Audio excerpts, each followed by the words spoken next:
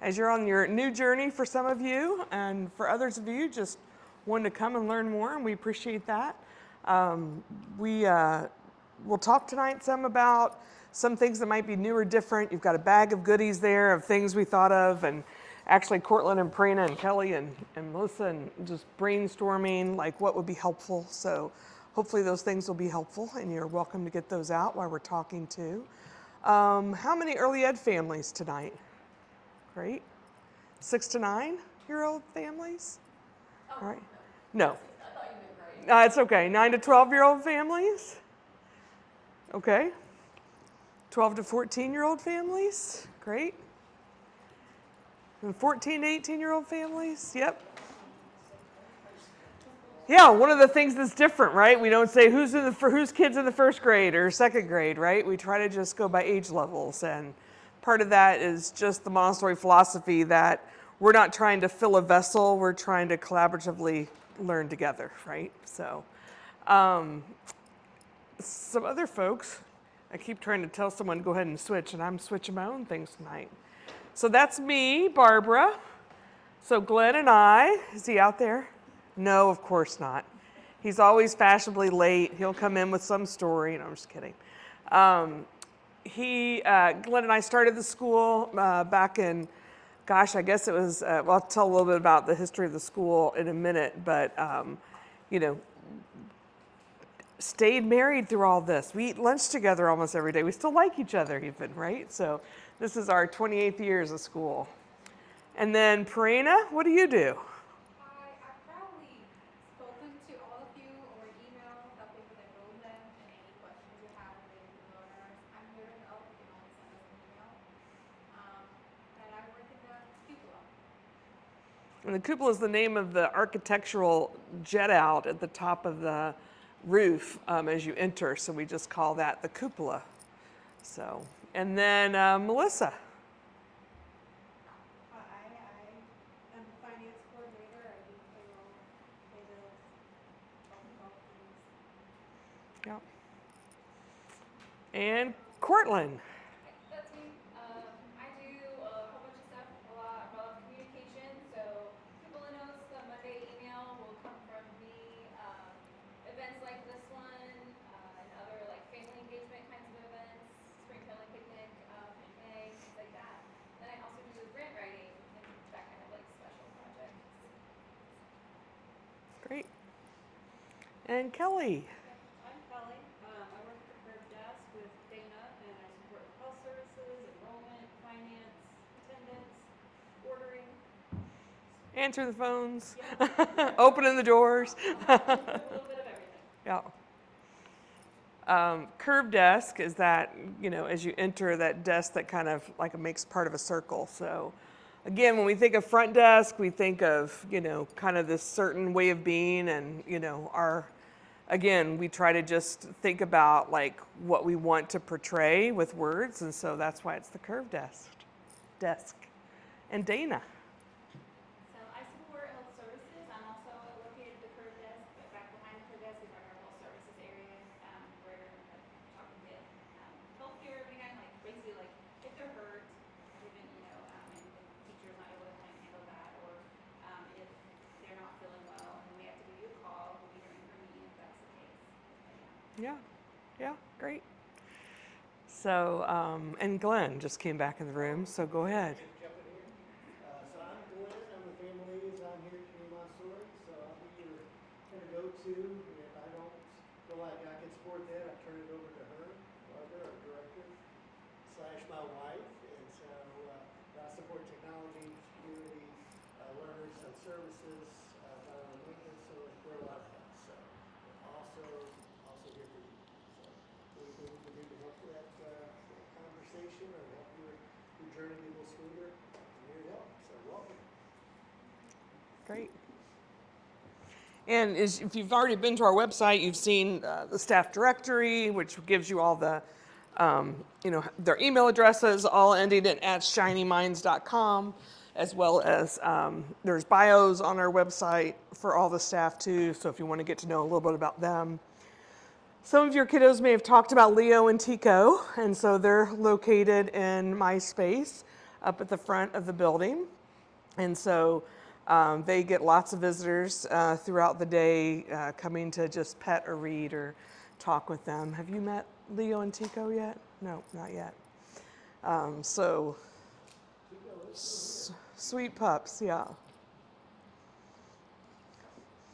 And Cortland, who introduced herself earlier, if you've got something that you think would be a great idea as a part of the community, as our community ambassador, she's a great human to reach out to.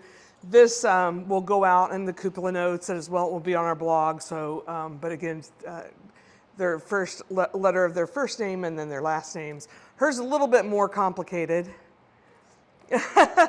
Just 2 last names, you know. And so you can reach out if you've got ideas about that too. So you've embarked on this new journey, and the best way to transition your child, not just to the building, but to the philosophy, we believe, is to set them and you on this like holistic road to success. So we do lots of times that we meet together. So you've already had your first parent-partner conference. There'll be another one in November and February and May. We also have workshops throughout the year. Emily, one of our teens teachers, is doing, has anyone read the book Dopamine Kids? Does anyone have a dopamine-driven kid, or are you a dopamine-driven person? All of us probably. Some of us more than others. I saw there was a new app where you can order clothes and food and everything you want. It never comes to your door, but you get to go on the app and order it all, and it looks like you paid for it. It just never comes.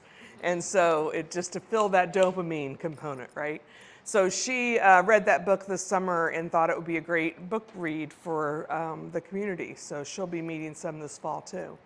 And then we're also going to have some workshops on Montessori at home based on different age levels, so throughout the year. So you'll be learning more about that over the next few weeks.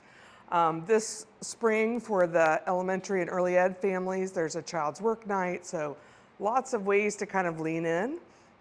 2 more weeks, well, a week from it's the 25th, so I guess is that 2 weeks? 1 week, it's next week. What did you say, it's next Tuesday? Yeah, it's 1 week. The volunteer substitute workshop is next week. So oftentimes new families come to that, even if they don't think they'll ever be able to volunteer or sub, because it's a great way to step into the philosophy again and learn, you know, these new words that we throw around a lot. Developmental specialists, for example. So that's coming up too next week.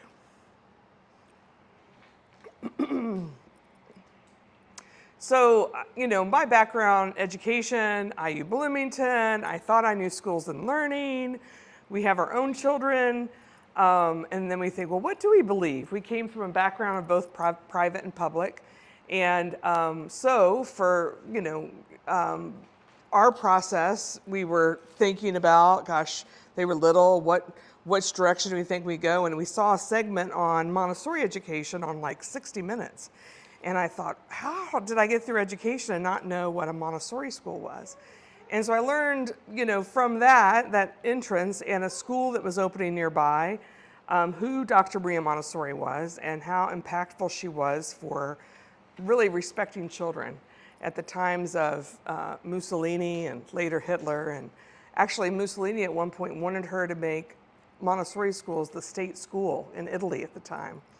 Well, she was eventually, you know, blocked out of ever going back to Italy. But it was an interesting story, an interesting history. And part of what she really learned, starting as being a doctor, a scientist, was she watched and she observed. And so here's my first question for y'all tonight.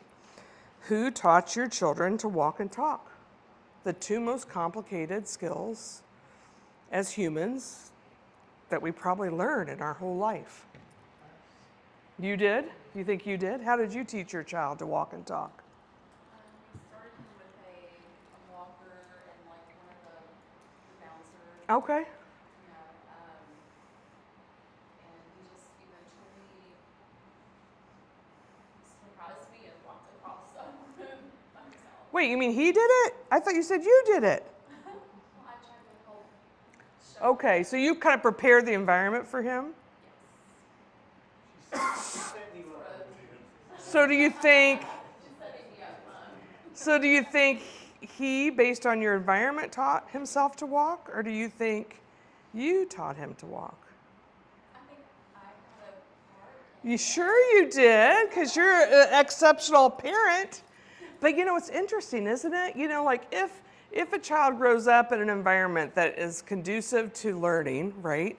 Like if you had him in a crib all day, which we know, unfortunately, that does happen for some young people, their development is adjusted because of that, right? Their walking and their talking isn't the same as it would be if they had things for them to hold on to and pull up on and encouragement and love and care, right? So of course, you're right, you had a big part to do with it. But for most children, and not everyone, they don't need a physical therapist to learn to talk, to walk. They don't need a speech therapist to learn to talk. They oftentimes develop it naturally based on the environment that we set up for them. Fair? And so as a scientist, Dr. Maria Montessori said, it's about the environment. And it's about the adults that play a role in that environment for sure. But so as you maybe have seen, maybe some of you came in for open house, etc., the rooms are very carefully curated. You know, we don't just throw things on the wall. It's very thoughtful. We're trying not to, this room, you know, we looked at all the science of what colors do. It's not bright and purple. There aren't balloon type figures around. Like we understand what science has taught us about colors and materials. And so we created this whole building to really be conducive to learning. And even this round room, although these aren't really comfortable, when the staff sit here for hours at a time, sometimes we'll bring a bag of pillows in. You're like, you couldn't have brought them tonight? But you know, when we're in this around, it's easier to have this conversation, right? That if you all, I mean, the Casa is a great space for lots of reasons, but we tried to make that a space for us to have these kind of conversations, and you felt like you were kind of screaming at people because it's so big and so forth. So we love when we can have meetings and conversations in this size space. But you know, this feeling, this learning that I was doing about who Maria Montessori was, I thought, why don't we have a school in our community, right? So I went to our next school board meeting at New Orleans Lake County Schools, and I happened to know the superintendent, who was a parent of one of the young people I played softball with at the time. And I went up to him after the board meeting and I said, how do we get a Montessori school in our community? And he said, oh, do you know how expensive Montessori schools are? I'm like, no, I have no idea. And I think it was one of his children that went to a Montessori school in Texas when he lived there earlier. And I said, so what you're saying is if I find the money, you know, you think this would be a good idea? And he said, oh, I would love it if we could have it. But yeah, I don't know. I mean, and it is true. I mean, at the time it was like $10,000 to create the materials and the right kind of educational components of the Montessori philosophy, et cetera, and the tables and chairs at children's size, et cetera. Now it's $25,000, so almost every one of these environments have like $25,000 worth of things, learning materials for that age level. And I didn't find the money, but I did learn in my research about charter schools. And at the time, gosh, this was 1996, 95, I had, Indiana didn't have that law yet. We didn't have charter schools as a law. So, but other states did. And so I started talking to other schools in other states, learning about the charter school law. And I met a woman, actually a senator, Teresa Lubbers, who was writing the charter school law in Indiana. And I started working with her personally to try to get the law to pass in Indiana because I thought it was the best of both worlds, right? An independent public school with the philosophy that we chose, the Montessori philosophy. So we did that, and we started doing that independently. In the meantime, we started a nonprofit organization. We found a group of amazing humans to be the founding board members, and then I asked them to hire me to be the leader. And I said I would have two main goals as we started this. One was to add an age level every year through high school. I thought it was a travesty that so many Montessori schools end at age 6 or age 12. And then secondly, trying to make a school that was free for everybody, so that families that couldn't afford to send their child to a Montessori school for $20,000 a year or $15,000 a year could attend. So that's what we did. We started in 1998 with about 59 children, 3-year-olds through 5, and then we kept adding an age level every year. Our 2 daughters, I keep doing that, sorry, I've hit this 3 times. Who knows what I'm doing to those poor people when they listen to this later. Our 2 daughters started in the school at age 2.5 and 5, and we kept adding an age level. In 2001, to most of our surprise, the charter school law passed in Indiana. I'd gone up earlier that week to show my support personally for that law, and then it passed, and I thought, oh my gosh, we've got to work hard now to see if we can convert from this private school to a charter school, which we did. And I had a group of parents, there was about 7 of us, that spent our whole winter break writing the application to Ball State University. I went back to Norfolk County and I said, okay, the law passed, what's next? And they said, oh, we're not ready to be an authorizer. I'm like, okay, back to politics. But anyway, Ball State kind of led the scene in Indiana for those first few years, and there were 8 of us that were charter schools in 2002, and so we were one of them. And so when you think about a school that started independent, there wasn't like you have to follow all of these rules. There were rules, and there still are, but it wasn't everything. Like, you have to have a textbook, you have to have this, you have to have that. So we got to create a lot of that, and we liked that flexibility, and we liked that independence. And sometimes people say, can't you just use regular words? I just don't understand. We're not trying to be difficult. We've curated something we think special, not better than or something. We're not trying to be comparative or be better than somebody else. We're just trying to do our thing, right? And so when there was 4 or 5 of us at first, and now there's 70 of us as staff members in the building, we get to constantly think about, why do we do what we do? How should we do it differently, et cetera? And so that's kind of one of the benefits of being a small independent school. We also talked about how big we wanted the school to be.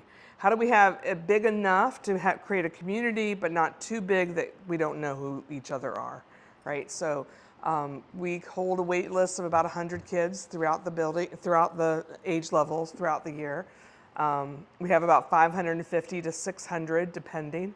And up on the hill, we have our infant toddler program, so it's birth through high school graduation. So as we kept adding those age levels every year, our daughter was in the first graduating class, our oldest, in 2011. She's now very grateful, a psychologist on our campus, so she does our psychoeducational evaluations, and she actually does therapeutic support too. And then our youngest graduated a few years after that. She's actually in PA school right now to be a physician's assistant. So, people will say, well, how are your graduates from this school? Well, how many different humans are there in the world? They're all unique and they're all their own.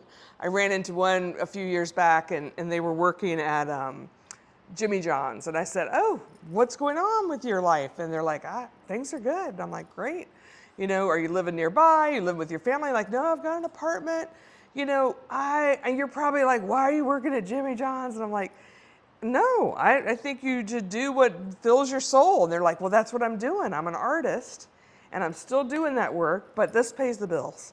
And so I do this work, and when I'm, able to sell the pieces, then I might do less of this work, but for now, that pays the bills. And others who have become lawyers or, clerical workers or et cetera, right? So when you have 450 some graduates at this point. But that's kind of the intention, is to not try to put everyone in the same box and say, this is what we're expecting this person to be like. We want to help them to create the best version of themselves, right? We want to help them to create their own walking and talking into adulthood, right? Feed their soul. Any questions about any of that? That was simple stuff. Yeah? We do the lottery. Some of you obviously know about that. If you're in as a first level and up, you won't ever see the lottery again unless you decide to leave or come back or something. But otherwise, that's behind you now. We focus on these constructs as educators at the school. School success being one of them. That's about just those test taking. But our intention is not to teach to a test. Our goal is not to get good test scores. Sorry. If we didn't make that clear before and that's why you're here, I'm so sorry. That doesn't mean that we don't want to help kids to be the best version of themselves. But those are two very different things. And if you've been on this planet long enough, you'll know that that does not equal life success, right? We're learning that over and over again as a culture. Anyone want to read this quote from Dr. Montessori? Thanks. Observe the child, do not intervene. This approach requires a lot of patience and discipline, but it is absolutely necessary. From those observations, curate and prepare an environment best suited for his developmental stage and interests. Maria Montessori. Did that speak to anybody in here? Did that make sense to someone like, ooh, is that what this is? Or I've tried that, but I just want them to brush their teeth exactly this way, or it's really hard. This doesn't say let your child do whatever they want. It says observe first, right? So sometimes this works out when two children are having a conflict. And maybe in a traditional environment, that would be you two can't be around each other anymore. You have to sit at different tables. Fair? That might be the way it's handled. Well, in our philosophy, you might see us come closer, and you might see this child's shoulders go up like, oh my gosh, I'm in trouble. Like, you're fine. You could speak and share what you need to with them if they're listening. Well, he was mean. Okay, why don't you use the words that he said that you didn't like? And so we're helping. We're there, but we're close. We're not trying to make one feel like they're the victim and the other one's the bully. We're trying to help them to collaboratively come to a decision. That takes tremendous patience and time and care and understanding the output of that, right? So I know for me as a teacher, and it would be easier just to tell them to move apart. It would be easier to tell everyone, don't talk to each other. Just go, everyone's 100 feet away from each other but that doesn't help them to become the best version of themselves, fair? And so there has to be a level of chaos to work through, a level of conflict to struggle with in order to find your own route through that, right? And most of us in the room, we can pinpoint, like for me, that happened about my second year in college. I realized that I was pleasing everybody else, but no one was there to please me. And I was just waiting for, I always did anything my roommates wanted to do, but when I asked to do something, they were like, nah, I don't want to. And I'm like, what do you mean? It's not like I wanted to do all those other things. And I realized I was probably not being impeccable with what I needed too. And I have to figure out the right balance of that. And so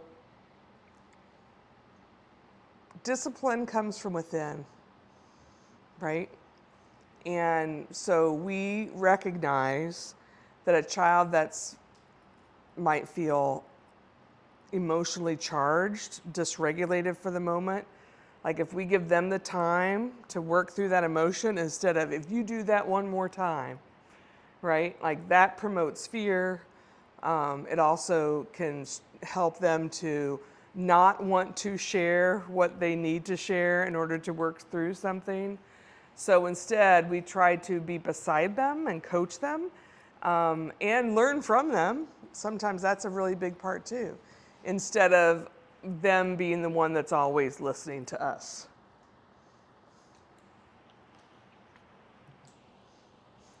What do you think about that? Say it again. Yeah.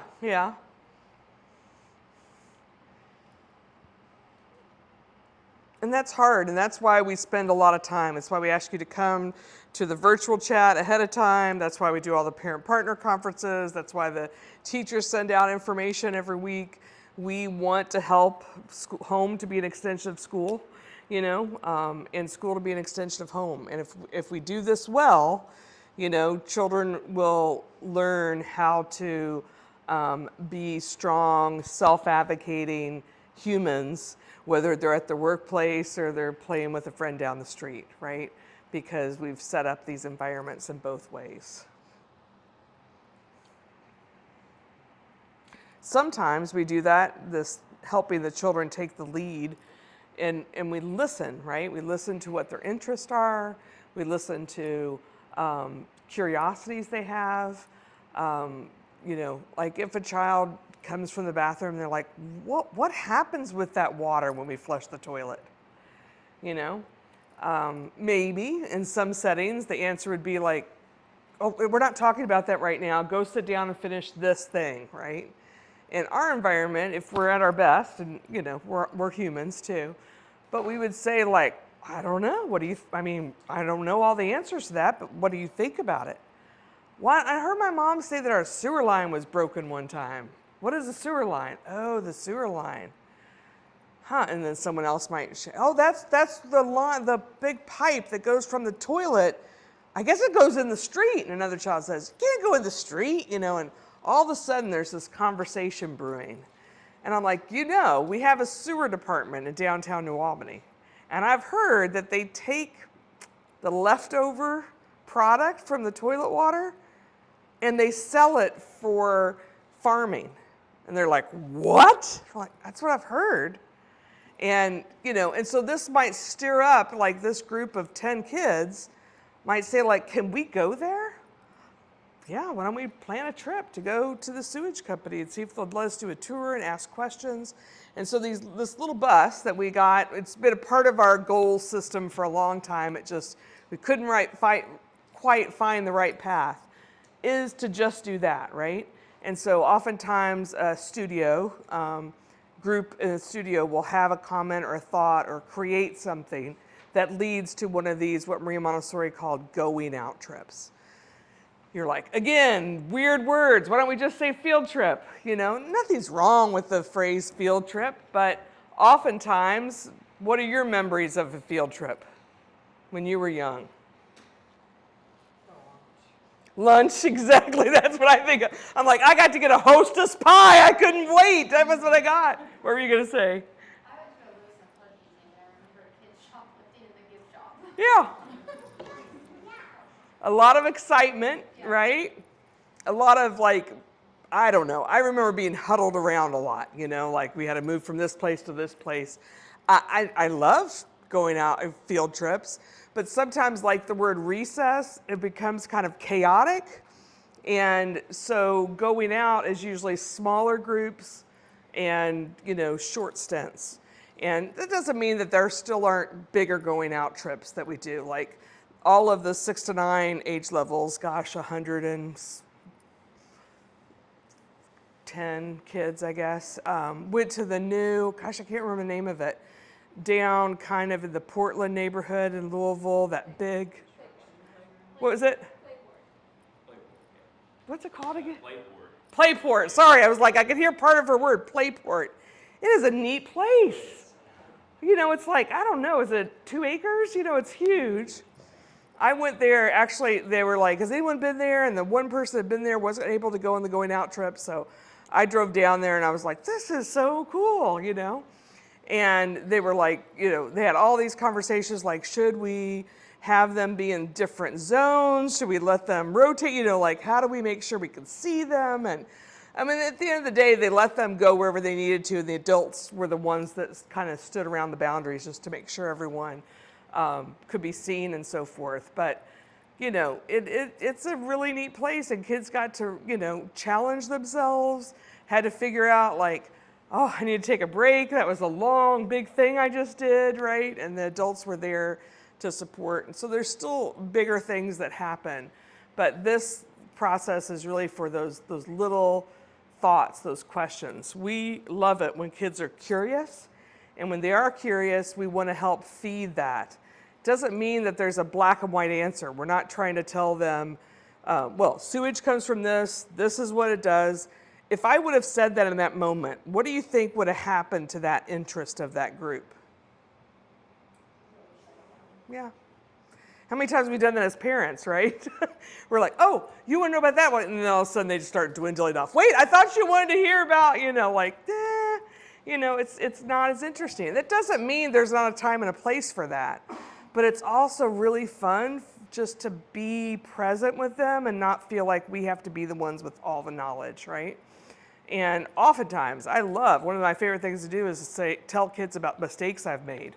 And it's their favorite thing to hear. They want to hear about all my mistakes when I stole the candy when I was 6, at the store. But as you're having these conversations with them, I mean, they get the vision of the world as like the adults could do no wrong. And they're perfect, and I'm not, right? So mixing that up. Letting children take the lead at home, hard.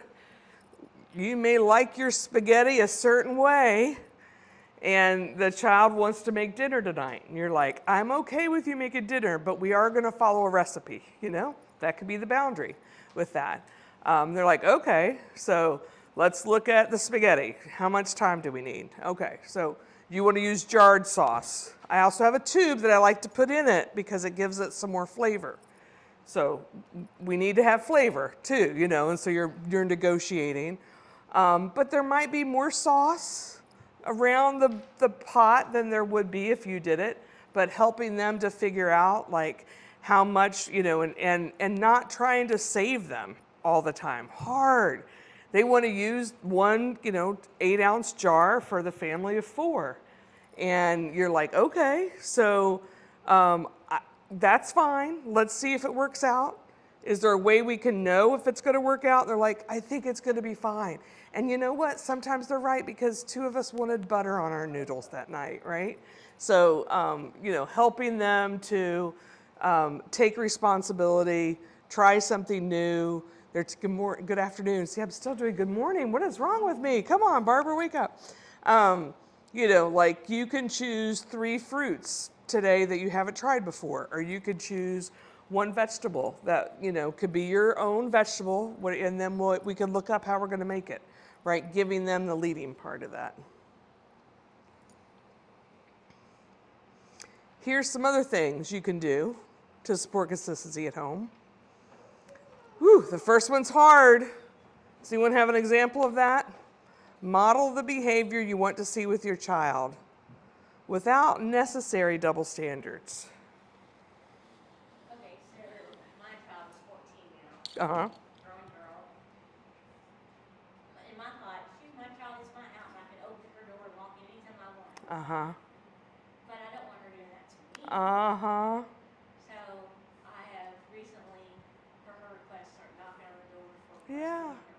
Yeah. It's been really hard. Yeah. Thanks for sharing that. That's a really good example because it's true, and especially as they're growing up, like they start to change before we recognize we need to adjust to that. Thank you for sharing that. Part of it's probably technology. Technology. I look at the screen time and then they're like, my oldest one piped off the other day and was like, but you're on your phone for hours. And I was like, I'm the mom, instead of like, well, you're right, I am. Yeah, right. And sometimes you're like, look, I'm ordering the groceries, but you'll see, I mean, yeah. And like when we say, you're right, I messed up. I'm, like you all, sometimes I just want to numb out too. And that's a good point. One of my favorite things that we did as a family when my kids were younger is to sit down and have kind of a family meeting and talk about what rules, parameters, protocols we all wanted to agree on. And, there weren't smartphones then, but there was still TV and, there were still computers. Sims, I think, was available. What was the one with RuneScape? Some of you remember that. But trying to, make a plan as a family, like I dreaded Saturdays because I was in my mind that we needed a clean house all the time. And so every Saturday, clean house, right? And all of us were miserable. And so, anyway, trying to figure out like what are we all okay with? I'm getting caught up in your clean room when I've got the kitchen that I haven't done anything to in 3 days, right? And so let's figure out. So if you want to do your own laundry, then you can put your clothes wherever you want them as long as once a week you're washing them, right? And so they're like, oh, okay, and so we write that down in our kind of family plan. So, but thinking about, like each of you just modeled for us, that humbleness, right? The humility of, but it doesn't have to be a double standard, Sometimes we can't avoid it. Discipline, inner discipline. What does that mean to you? Does anyone work on inner discipline at home with your kiddos? Thoughts on that? Attempting to keep a calm tone. It's kind of my favorite. Yeah. Because if we want them to do the right thing, even if we don't say anything, right, then, giving the stink eye across the room is probably not supporting inner discipline, right? Or making that, hey, I said now, like, and a lot of times new kids, that 13, 14-year-old will say like, oh, here we go again. The school's the same. The school's the same as other schools. I'm like, well, so tell me about that. Well, you say you don't have in trouble, but we're having this conversation. I said, you're right. We're going to have the conversation. But, like I want to hear what you have to say about it, because I was just trying to ask you. You were in the MAC, which is what we call the gym. There's a paper in your bag too that talks about our glossary of words. And I asked you if somebody knew where you were, and you started to get really upset with me.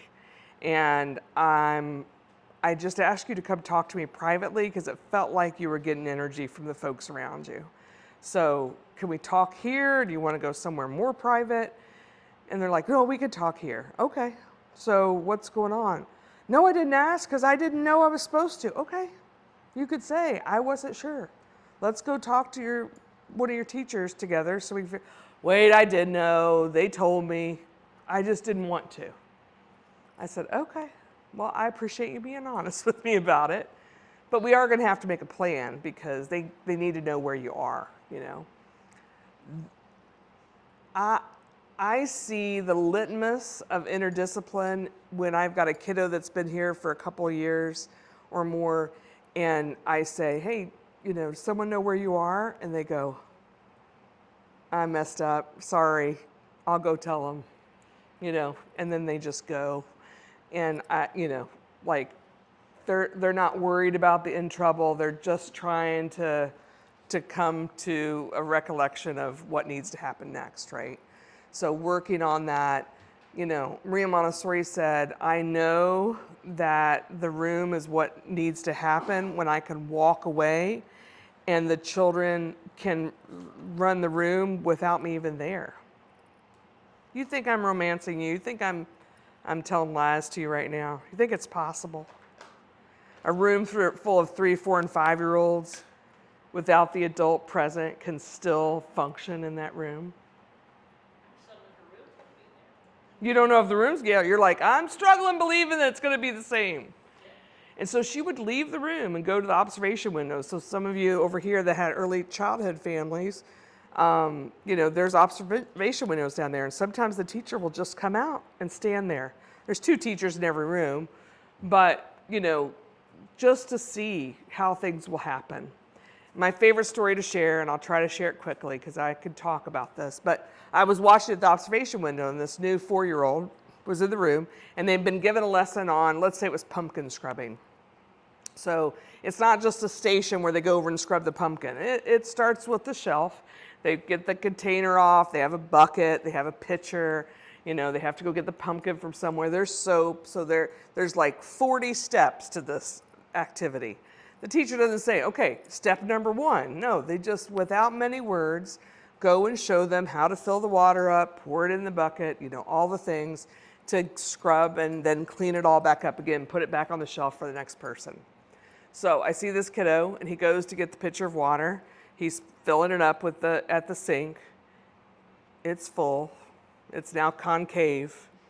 He's enjoying this. He turns the water off.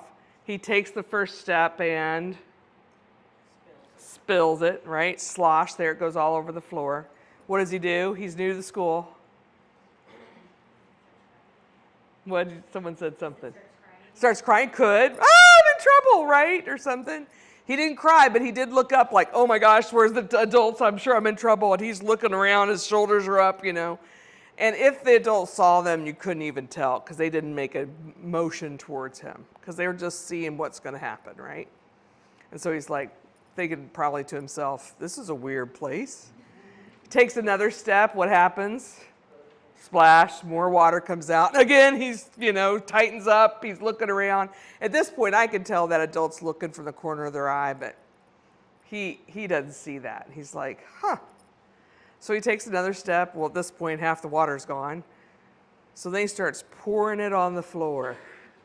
And he starts moving his feet around, he's like dancing in the water. And at this point, the adult's kind of watching out of the corner, but just kind of holding to see what's going to happen. And this is like seconds. And this 5-year-old that's sitting nearby goes, what are you doing? And the 4-year-old's like, you're talking to me? He's waiting for the adult to tell him not to do something. And here's this 5-year-old. What are you doing? He's like, come on, I'll show you how to clean up the floor.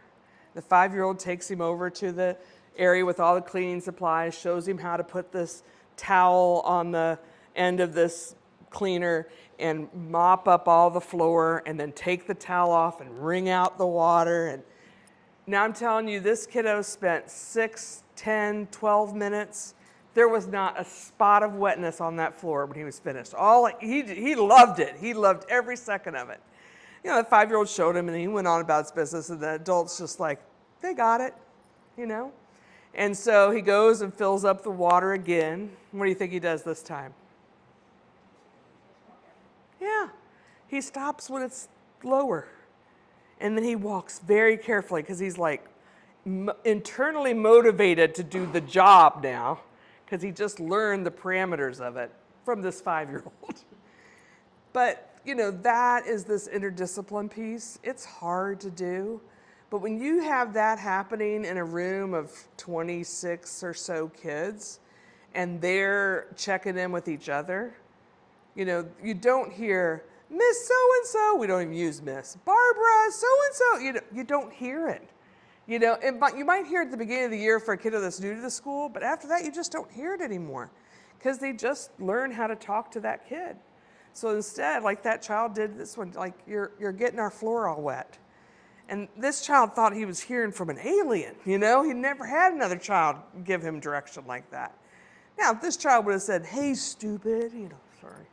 But he didn't. He really just showed him firmly, but respectfully, what he needed to do in the room. And they do that. And that's one of the beauties of having that 3-year cycle. And those children being there for those 3 years. So my 2 daughters graduating from here. Now our 4 grandchildren are here. 8-year-old twins, 6-year-old, 3-year-old.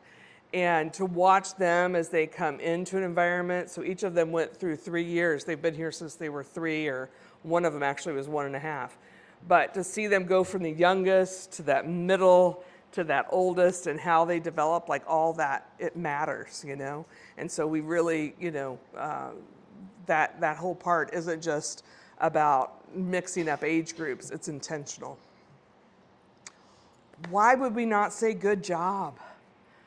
Why that teacher wouldn't say, oh, you're spilling, clean it up. Good job, good cleaning up. Oh, no, you're spilling again. Okay, now good job, you're cleaning up. Why? Why wouldn't we just say good job? I mean, a lot of people use it.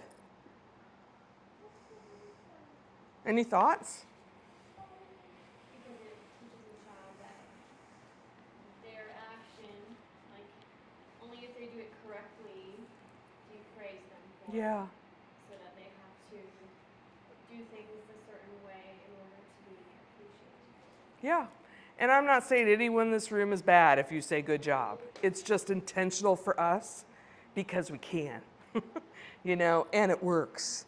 And they do things even if we're not looking or in the room because they've learned to do it for themselves, you know? So they're not trying to just please us. Oh, look what I did. I cleaned up this. I did that, you know? And you're like, thank you, you know? But you're like, would they still be doing that if I wasn't standing here? You know? So it's a balancing. Encouragement, sure. But we're trying not to have them just do it for our approval. We want them to make their bed their best, wouldn't be the same as me, and just be like, feel good about it. You know, feel a sense of satisfaction. You know, a lot of employers right now, it's like these workers, they all want to be praised for just doing their job, right? You know, and you know, we're in a dopamine society, right? We want to feel that goodness, but we want them to feel it from the inside. You know, when they're helping this child, instead of saying, look everybody, what Jackie did with Johnny, you know, instead, you know, and Jackie looks at me like smiles because Johnny feels supported. And I'm like, how'd that make you feel?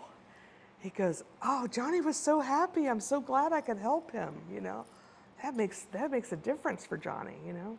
I'm gonna mirror what I see in them, but I'm not gonna take it. You know, I'm not going to give them the gold star so it's from me instead of not from within. Make sense? So just something to think about. Like, we don't want kids to have praise to do the thing that they can do. You know, we want them to learn to feel it on their own. And that can happen, I promise you. I've seen it in our infant toddler program, children doing things and they make it work. And the joy inside of them, but you know what they don't do is look over to the adult like, look what I did, you know? And not that that's wrong, it's just different, right?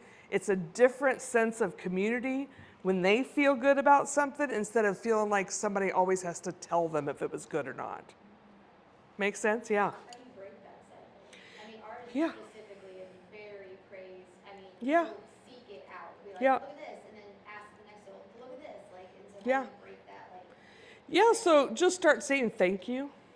Thanks for showing me that. Be authentic, you know? And, you know, I wonder how that made you feel when the first time you made that cursive A. Do you remember that? Because you've been working on that for like a week. And then it came to you, like, what was that feeling that you felt like? And so when we go in that direction with them, they don't really care about that stuff anymore. They really, you know, and unfortunately, some kids look at the good job as love. We don't want them to think that's what love is, right? We want them to think love's unconditional. So, you know, being authentic, being present, just being with them, listening, asking questions that are real, like those are the ways to help them to, like, let that stuff go. Do you think it's too late, like, if someone's not been in that kind of indoctrinated conversations before, they're 14, is it still going to reach them? Do you need it now? You do? Sometimes, sure. But you know, you probably remember yourself as a younger adult, and it maybe felt more like that when you had your first cashier job or something, right? And you want to please the person, and then eventually you realize, like, I gotta just get my stuff done. You know, like, no one's gonna be there pat me on my back. And so most of us figure that out eventually on our own. And so I don't think it's ever too late. And I think I would probably, with the 13, 14-year-old, is just talk to him about it. You know, we were talking about this today, and I realized, you know, like, that's something we should probably work on as a family. I want to learn more from you too, because you have a lot to learn. You know, and sometimes I probably take on more of the I know the stuff, and maybe we should, like, practice that a little bit. You know, it's a step forward. Glenn's trying to mess us all up. No. Purposeful and developmental independence. You know, like what you just said, you know, I wouldn't expect my 14-year-old to clean their room on their own without whatever the tools I gave them before, which might be like Zesto. You know, I want to help them to do that independently, right? So I want to give them the steps that they need for that. So if this child wants to make spaghetti, but they haven't even made buttered bread, I want to start with buttered bread, you know. Oh, you want to make spaghetti? Well, we'll need to do some cooking lessons first. We have to talk about the oven and things. So what do you want to start with tonight? Do you want to start with the bread or do you want to start with the oven? You know? And so I'm still letting them be independent, but I'm kind of giving them some choices that are more in their development. And so the more we can help them with that, the bigger that gets too. Self-regulation beside and with instead of for and to. Whew, that phrase. Like, where was I when I wrote that phrase? But what that means to me is, you know, if my 4-year-old Gran is struggling, you know, and she's emotional and she's hot and she's tired and it's the end of the day. And, you know, if I was going to, instead of for and to, like if I was doing that to her, like, well, you're not being kind. I'm not going to do, you know, like that whole adult trap we get into sometimes. Instead of that, like just sitting silently with her. You are upset and you are hot. And can I hold your water bottle for you a minute until you're ready for it? You know, no, I just want you to carry everything. I know. You're feeling like you can't even get to the car right now. I'm happy to carry the water bottle, but we'll have to do it together, as I can't carry all my things and all of your things. But I'm here and I love you, you know. So that self-regulation, I'm not amping up because she's not being nice, because she's 4, you know, or 14 and having her own thing go on, you know. And so instead, I'm going to try to go from her space and then slowly move forward. So self-regulation is a skill, and some of us are better at it than others, right? Some of us are like, I need some self-regulation too, right? But you know, those are all things that we do with children. All of these things are all day long. You know, it's easier, you know, to do to them, you know, well, you can't, or I won't, or you know, all of those words. It never works. Has anyone had that work before? I mean, you know, maybe it will for fear for a minute, but it probably won't last, right? And they're sure not going to do it if you're not going to fear them with the take away all the things. So instead, you know, just trying to be present and real and genuine. Like, I'm not going to let you hit me, you know, like I'm going to walk away. If, you know, you can be angry, you can be frustrated. I'm not going to let you hurt my body. I love you. There's nothing you can do to change that. Would you like a hug? No. Okay. You do not need a hug. But I'm going to be here and we're going to figure this out when you're ready, you know. And just calm, cool, consistent. Leads to self-regulation. Conscious parenting, there's a book, Barbara, I usually bring in those books. I didn't this time. I will have them at the next week's workshop, but conscious parenting talks about, you know, all the ways, a lot of the examples that we've shared tonight, right, that we can help with modeling what we want to see from them. You are not going to scream at me, but yet when I get upset enough, I'm going to scream at you, right? So that whole, like, trying to be more conscious and humble, you know, I blew my cool, you know. If I had a dime for every time I apologized to a kiddo, a teen one time, the hardest thing I ever did, and I said, shut your mouth to them. And I was so embarrassed. And here I am, doing the leader of this school, falling short.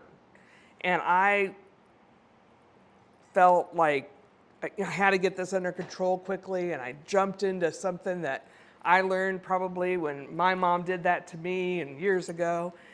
And he goes, I'm like, oh gosh, what did I do? And I said, I need a minute.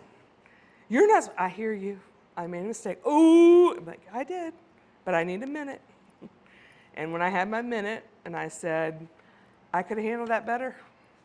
You know, like, it's not your fault for me losing my cool. It's not. And I should have done that. And I'm sorry.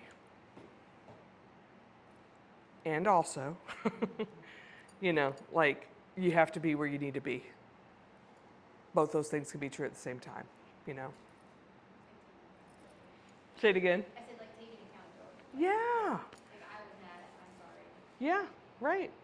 And you know how many times like, well, if you wouldn't have, gosh, that never works, right? You know, like they could do that to us all day long too. Help your child to self-advocate, set personal boundaries, and show respect, care for others. Also something we do, all of these things, all day. You know, especially if you've got a kiddo in their studio, maybe sitting at their table that's neurodivergent. Do you know this term? On the autism spectrum maybe, or ADHD, you know, and they're doing some action or emotion that is making your child feel out of their mind. And this is all you hear when they get home. And so you want to just get on the email and say, teacher, fix this. My kid's, you know, coming home with all this. But instead, you could always reach out. But also, we could say like, so why do you think they're making that clicking sound? Because they're just trying to be annoying. Well, maybe. I don't know. I wasn't there. I mean, do they make the clicking sound all the time? It just feels like it just happens like when we're moving. They're probably stressed. Oh, okay. So you think that clicking sound has to do with the stress reaction for them? I don't know. I'm like, okay, well, could you look at that and see if maybe that could be it? Maybe there's something you could do to help them with the stress. And you're like, well, someone said they were on the autism spectrum. I don't even know what that means. Oh, well, that makes sense too. Sometimes sounds they hear in the room like get in their head and they can't get them out. I wonder if that's what you're hearing. He did say, did you hear that from the light? I didn't know what he was talking about, you know? And so helping them, like, he can also learn to self-advocate, like, I know you said you hear that light sound, but when you're making that clicking sound, it like is doing the same thing to me. Is there some way we could handle that differently, right? Like giving them the tools to handle a situation instead of just jumping on the bandwagon of fixing it, you know? Like, boy, it is beautiful to see young people in this community care for one another, even though they feel not happy about an activity or some action a kiddo did. And so that doesn't mean that that's okay. We want them to self-advocate and set boundaries and also have a sense of empathy and awareness that when someone else is struggling, that's okay too. You know, like we all do that. Thoughts, comments about any of that? I did have one question. Yeah. I don't, this wasn't like a bullet point, but you said that you guys don't do like Montessori mystery. Is that Right. like a Montessori thing? Or? I mean, there are some Montessori schools that do. I think the belief from our point of view is that respect happens in both directions. And so we see ourselves as a collaborator instead of we don't even try to use teacher-student because it kind of gives that up-down feeling, right? So like children call me Barbara, I call them Brad or whatever their name is. And if we're not being respectful to each other, it rarely has to do with calling each other Mr. and Mrs. Sound fair? Yes. Some family, go ahead. I grew up in the South, so Yeah, everything was Mr. and Mrs. Yeah. And then my husband's mother was a Montessori teacher at Hayfield. in okay, Louisville. yeah, And she got so upset when I was saying Miss Mary, yeah, but I thought that was just like polite. right, Because that's right, how I was raised. yeah, And she's like, don't call me Miss Mary, just call me Mary. And it took me a long time yeah, to stop calling her that. But Right. She never really told me why. yeah. I thought maybe it made her feel old or something. Oh, I see. But maybe that's why. Maybe. Yeah, probably, for the, I mean, most Montessori schools, I think, feel the same way. It's just about, many Montessori schools call the teachers guides instead of teachers, right? Just that whole top-down feeling, right? So we're kind of all in the own thing. That doesn't mean I don't have a firm conversation sometimes with a young person or need to, right? That can also happen. But I would do it preferably where no one else can hear me, right? And so if I have to have a hard conversation with her, everyone else in the room shouldn't hear about it, so it's private. Thank you for asking that.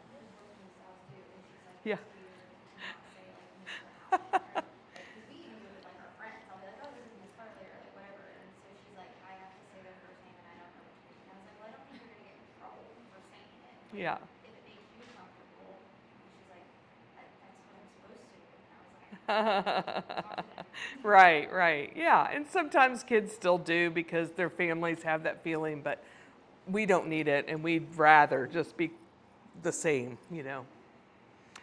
You might have heard about work at home, and so, you know, maybe one of the parents like works virtually, and so you sometimes do more trips, especially if the kiddos are younger. Like, we want you to spend family time together, and you can also do an absence waiver to be able to count that as work. So there's you know, you could go on there and just you could work with the teachers.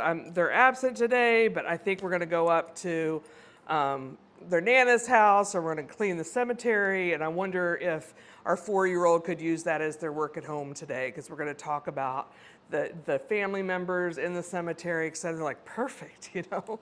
And so you write that up and you submit it, and then they waive the absent. And Yeah. it is, I've seen a lot of new families get confused, so like Barbara said, just touch base when you're learning adults.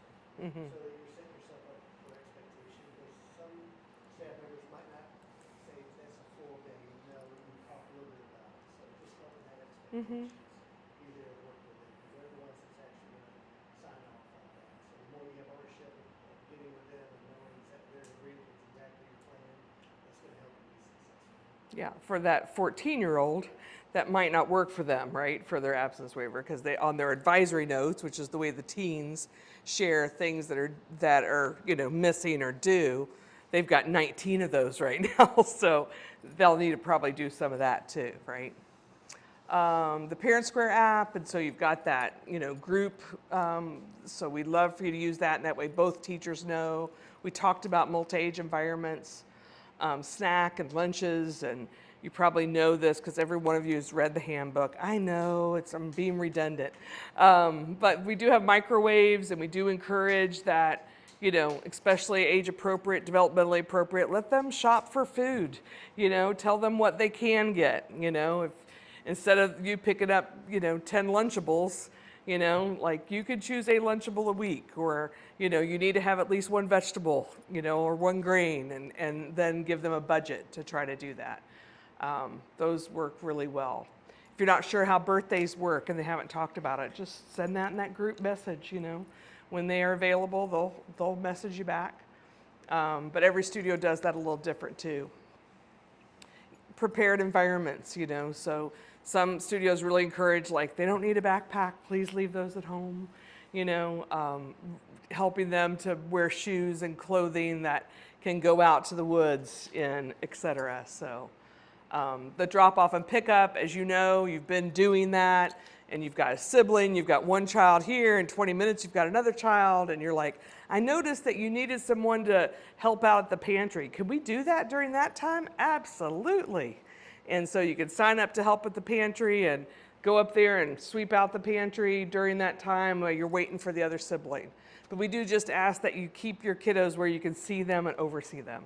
So they're not up there by the pond where 15 children are at, you know, at the end of the day, and all the parents are on the other end of that and they can't even see them, right? Mental health support, you know, you've probably seen in the cupola notes about the Courage Cabin. So if you have a child or teen that you feel like might need some mental health support, we have some partners in the community that do mental health support on our campus or virtually. While you're on that, Yeah, I had a question about the yeah, shoe thing. yeah. So ours is in the 3 to 6 group. It's our first, well, yesterday was our first day, but I feel like I've sent 3 or 4 different pairs of shoes. Cause like she'll take her Crocs, because I thought we needed inside shoes and outside shoes. Oh, So I they see. said, so I was confused, but every day I send whatever she's wearing, she just wears those all day, and then the other shoes stay. She forgets them. Oh, So I I'm see. like, well, do I just need to send her one pair of shoes? Like, I don't really know what's going on. Cause That's, she's not. did you have boots there for her? She wore the boots. I found that out today. Uh-huh. So I'm like, what do you need? Like, are other kids wearing their tennis shoes? Because like she'll start in tennis shoes, end up in the Crocs, and the tennis shoes stay in the Crocs, come home, and I'm like, well, I don't know.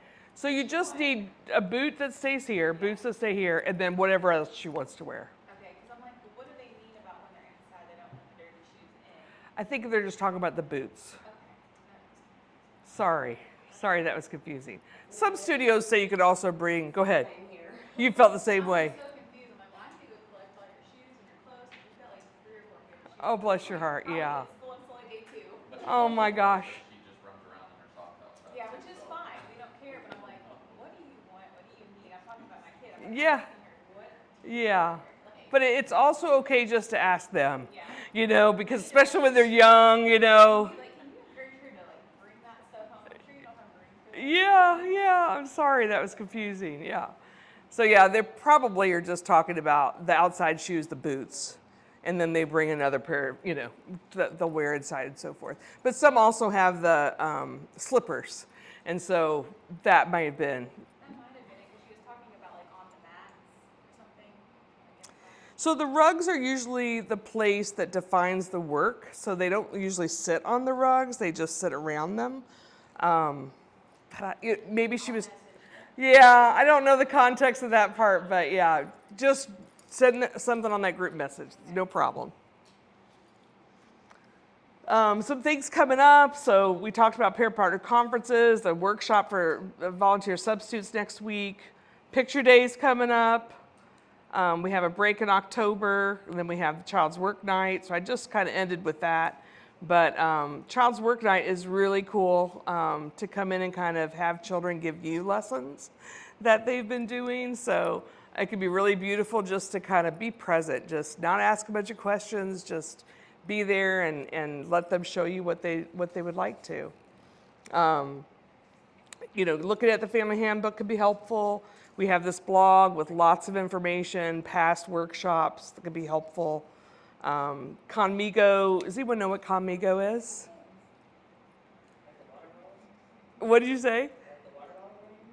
This is Khan Academy. Have you heard of that? Sal Khan, who started Khan Academy. So they created, I know AI's got a lot of conversation right now, but this was, 7 years ago. Conmigo is like a curated AI that's Socratic.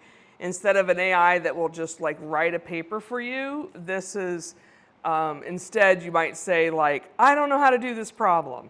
And this little Conmigo, which could speak in like different accents, can say like, oh, well, where do you think you'll start? And you're like, well, I don't know. I think we have to start with parentheses, but it's confusing. It's, you know, so it talks you through it instead of telling you what to do. So that's something we added a few years ago for the 9 to 18-year-olds that could be really helpful. And I think it is the way that we do better with that work than having it do for, my opinion. Is that just for like schoolwork, or can you be like, for example, the dishes, and be like, hey, can you have the dishes to do? She's like, I don't know what to do. Can you be like, go ask Conmigo? Yeah. Like, Yeah. non-schoolwork. I mean, I don't know what the limits are, but yes, sure, yeah, it's a lot of fun to do, honestly. And then we talked about the Dopamine Kids and the Montessori at Home this fall, so different workshops we have coming up as well. This is one of the things in your books. I think they have the ISBN number for these books. It's kind of hard to see on the screen. But just if you want to lean into more Montessori type parenting resources, you've got a whole page of them in your bag, but this is some of them. I also have, 120 books or so in my space that you can rent. You can just sign a page and take it out for a month or whatever you need and then just bring it back when you're finished. So if you saw some books that you're interested in, you can message me from Parent Square too. And so exciting projects happening. So this is just that community engagement piece. If you were here this summer, you probably saw some different things you could volunteer with if that's how you want to get involved. We talked about the pantry. There's also other little things that happen. Sometimes, they'll be having like little sales of things that they've made. So all of the things that we save money on are like yearbook and t-shirts all go back to studio grants. So studios can then ask for a grant to pay for the bus, a bigger bus that they might need to go on a trip or something. So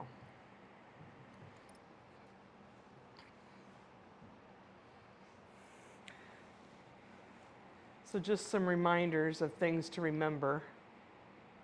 We talked about most of this already.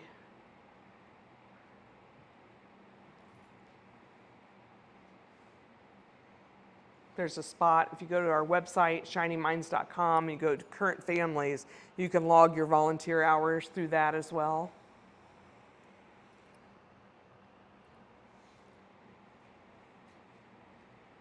Comments, questions, thoughts?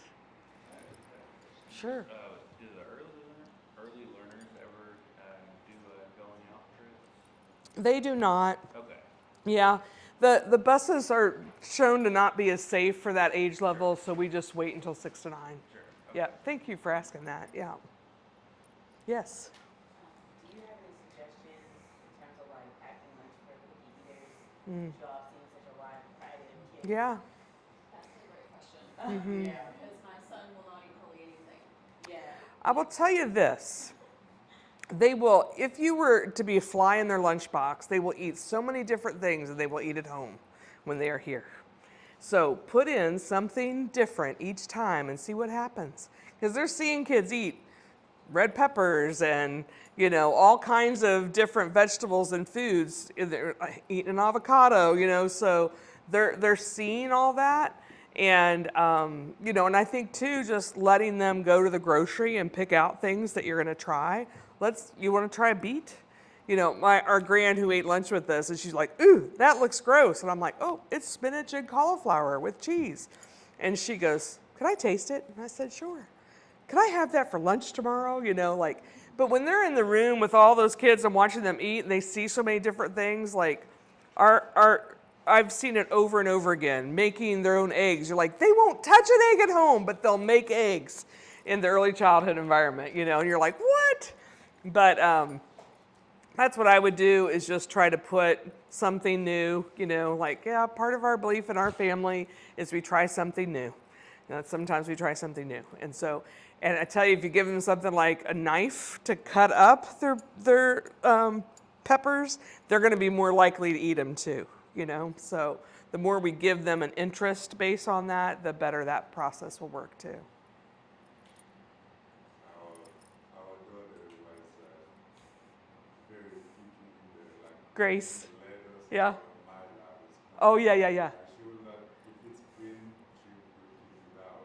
Yeah. But she saw Grace David and both of them eating, and now she's asking for it. I need to tell her she's asking for it. Yeah. Now, Right. Yeah. And so, when they see their friends eating things, it makes a difference. Yeah, you're right. Yep. Yeah. So I have two age groups. Mhm. One's still on the waiting list. Yeah. So one would be 6 to 9 and then I have a teen. Or not. She does eventually get in. Drop off in the morning. Can the teen come early, or do I need to drop off at her time like I normally do now? So, if you are enrolled in the extended learning program, which I don't know if they are. Should be 6 to 9 would be the, oh, then they wouldn't do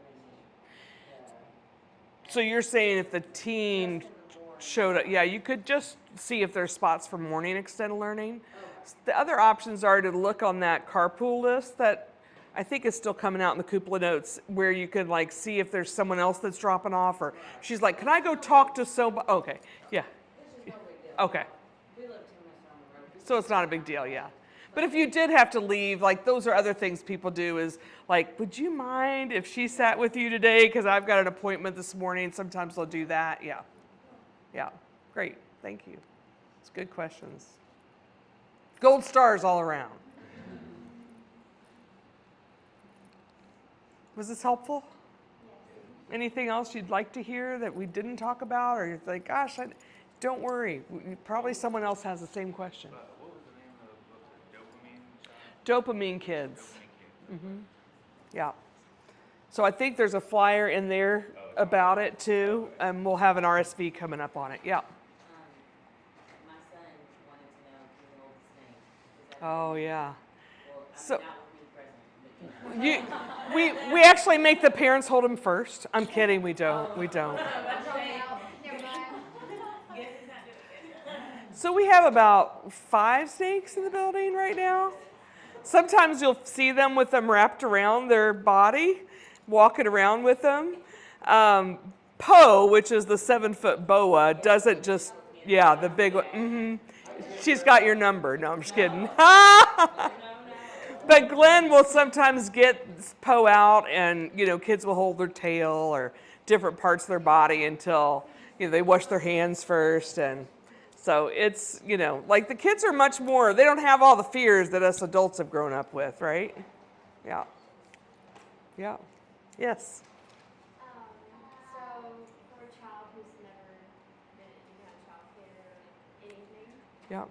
how long do you feel like it takes to adjust? Like, Mhm. can you expect, some crying when they come home? And in your Yeah. experience, how long does it take to kind of become, normal for them? Yeah, I think that knowing like how easy they go to typical people in your family, like grandparents, like if they go to them easily all the time, I think it'll be easier for them. A child that, what's that? Probably easier than I could. Can I just say, I had a huge, I cried all summer about that. Yeah. Like 5 years old, it was her first year doing it.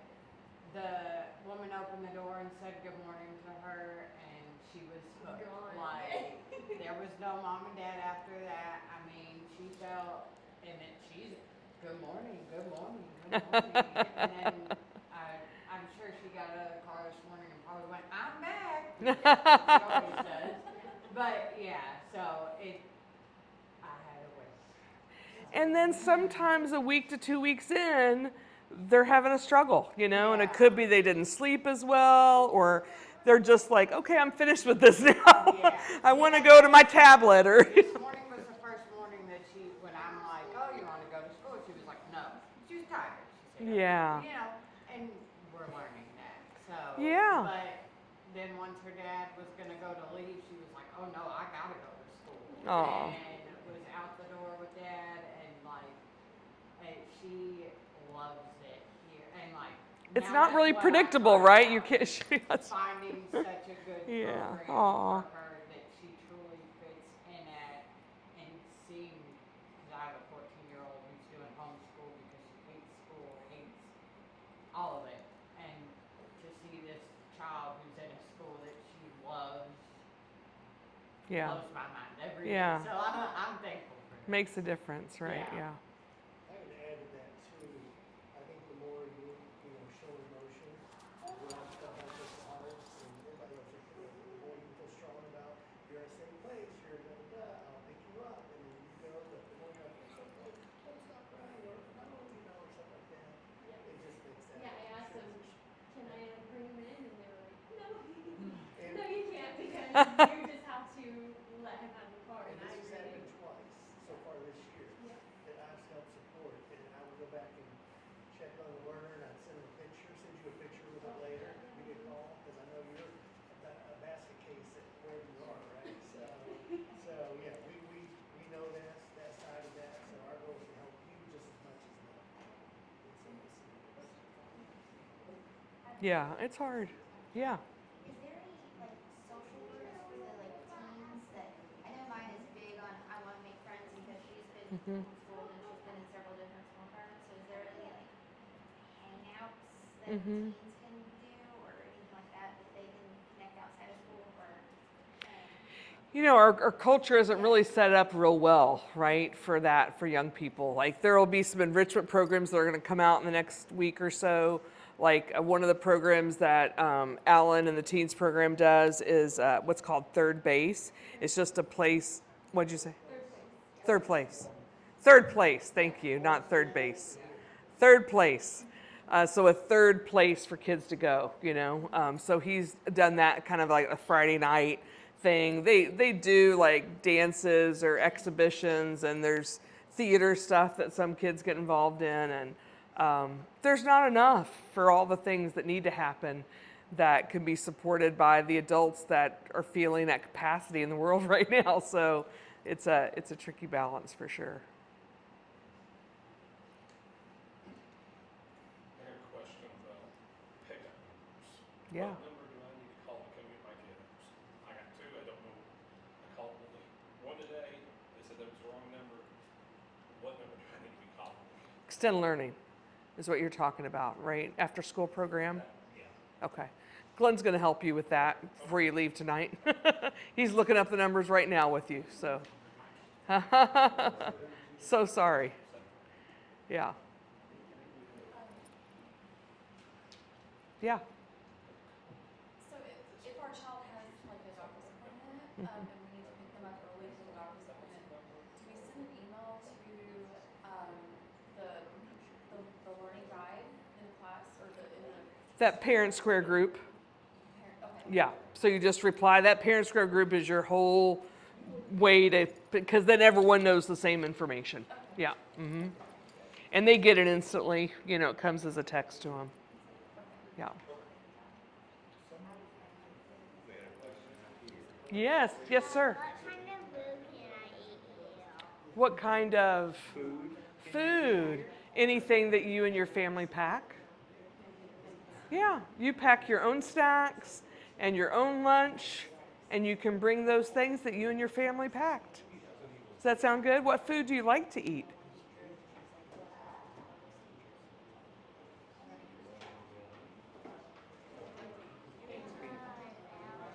Oh, peanut butter and Cheese and crackers, spaghetti. yeah, all those things. You can bring all of them. Pineapple. Oh, pineapple's good. Yeah. Sweet. Oh, watermelon. Oh my goodness, you know all those fruits. Thanks everyone for coming tonight. If you have anything else, we'll stick around.